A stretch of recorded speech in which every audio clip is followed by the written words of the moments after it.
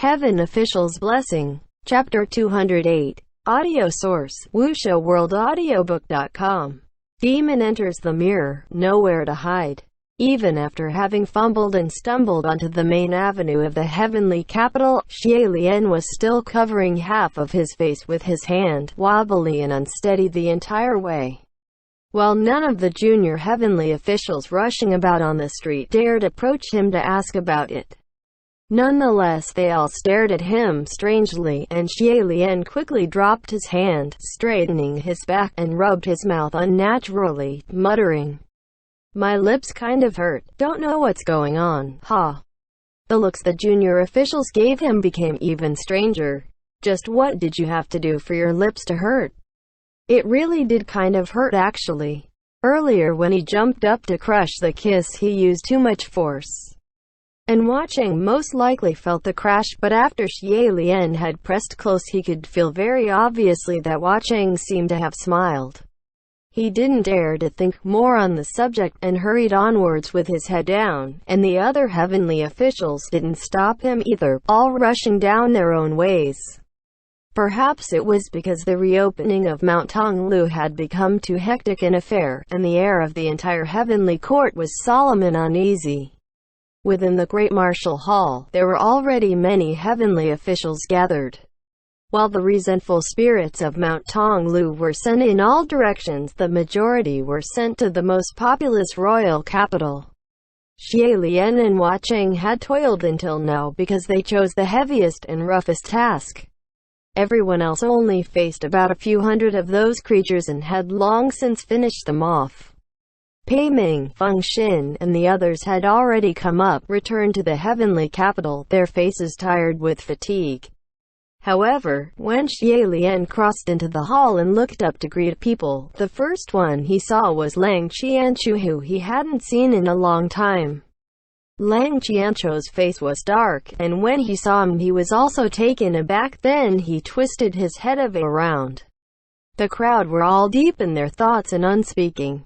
Jun Wu sat on the top on the throne, and when he saw Xie Lian had come, he rose a little, ready to speak, but Lang Qianchu stepped forward first. "My lord, I heard you've already caught the green ghost Qirong." Jun Wu looked at him. "That's correct. However, the green ghost Qirong, the female ghost Sanji and others were not captured by my own hand. They were all consigned by Yin Yu of the Ghost City." Only then did Xie Lian notice that Yin Yu was present too. It couldn't be helped, Yin Yu really had no sense of presence. Speaking of, this was the first time Yin Yu had entered the Great Martial Hall. Other than the highest ranking of heavenly officials, no other subjects could step foot within this hall without Jun Wu's permission. In the past, when Yin Yu was a heavenly official, he didn't have the right to enter since his rank was too low.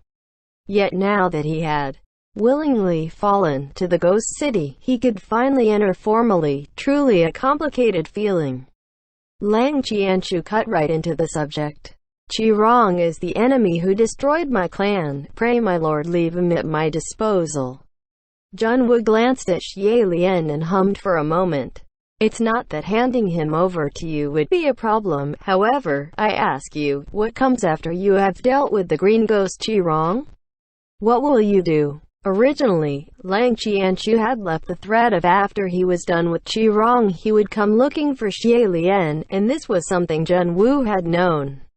Lang Qianchu's voice was hard. "That will not be my lord's concern. My lord can't possibly plan on acquitting Qirong just because I don't answer this question, and prevent me from avenging my family?"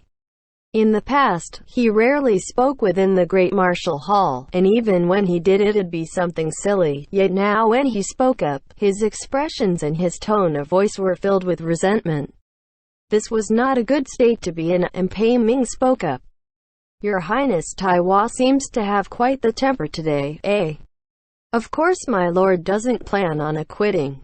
Just as he was trying to smooth things over, the sound of commotion came from outside the hall, and someone charged in. "My lord, I can't wait any longer." It was actually Mu Qing. He was donned in black. And his face was dark too, and several of the martial officials behind him were supposed to be apprehending him, yet how could they possibly be capable of it, and so they came rushing into. My lord, we were just sending generals on Gen 2. Jun Woo sighed, his hand supporting his cheek and waved. I understand, step down. A moment later, he lifted his head and gazed towards Mu Qing. And so? Mu Qing proclaimed with a steel voice. So I cannot continue to endure this baseless accusation. Haven't my lord already captured that woman? I want to confront her face on. Lang Qianchu spoke up too. My lord, please hand me the green ghost Qirong as well. The two both spoke with raised voices, making the scene appear riotous, and it was giving Jun Woo headaches.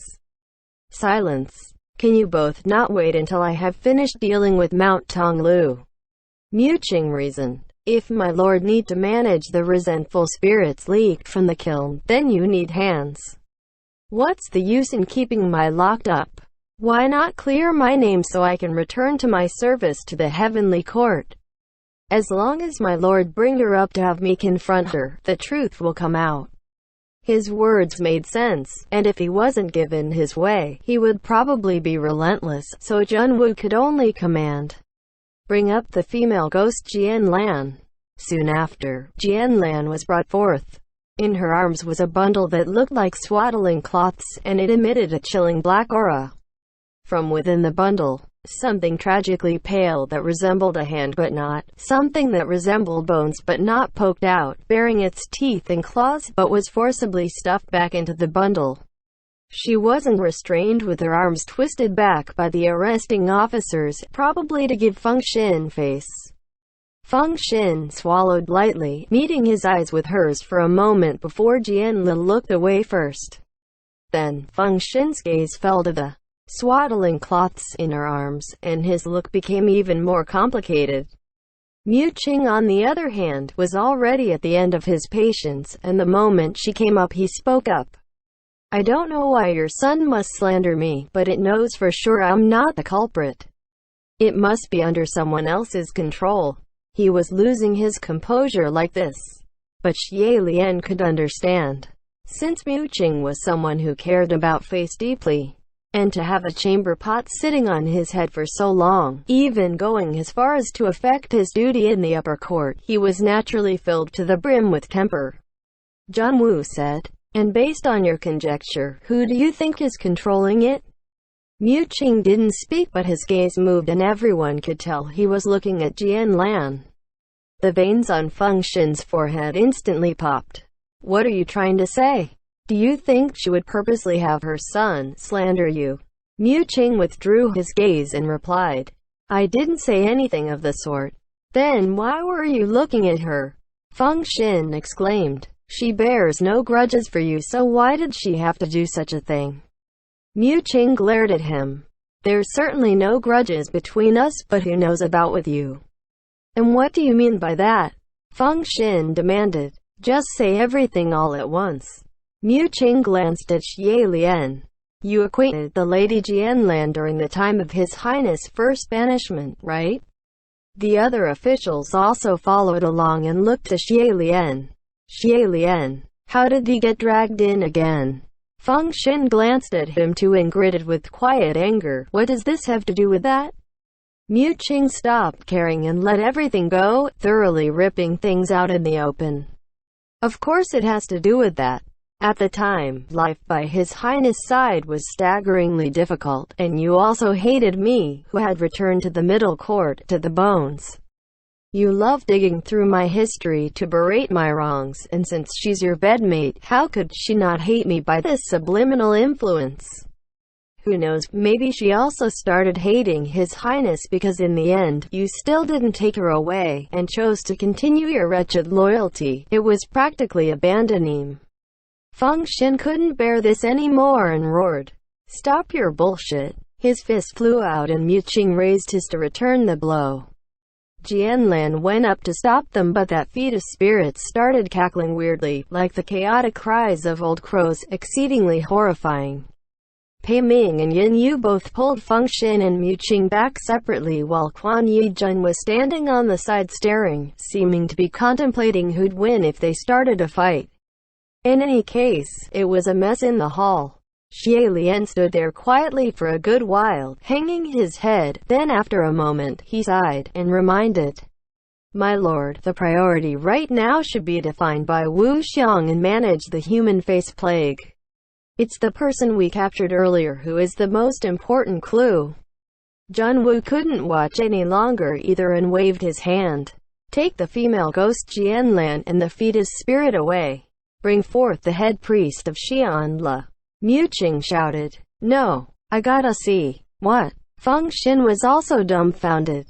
"Bring WHO." The two both looked to the entrance of the hall, and wasn't one brought over by a martial official none other than the head priest of Xianle, whom they were both very familiar with, Mei Nianqing. Feng Xin and Mu Qing were both flabbergasted. Feng Xin ventured, "Head priest? It really is head priest?"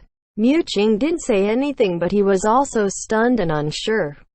They couldn't be blamed. In truth, even until now Xie Lian still felt things were kind of surreal, and he couldn't connect this man with the head priest who once asked him the question of 2 men in a cup of water. Mei Nianqing stepped forward languidly, brushing past Xie Lian. Zhang Wu sat overlooking the great hall.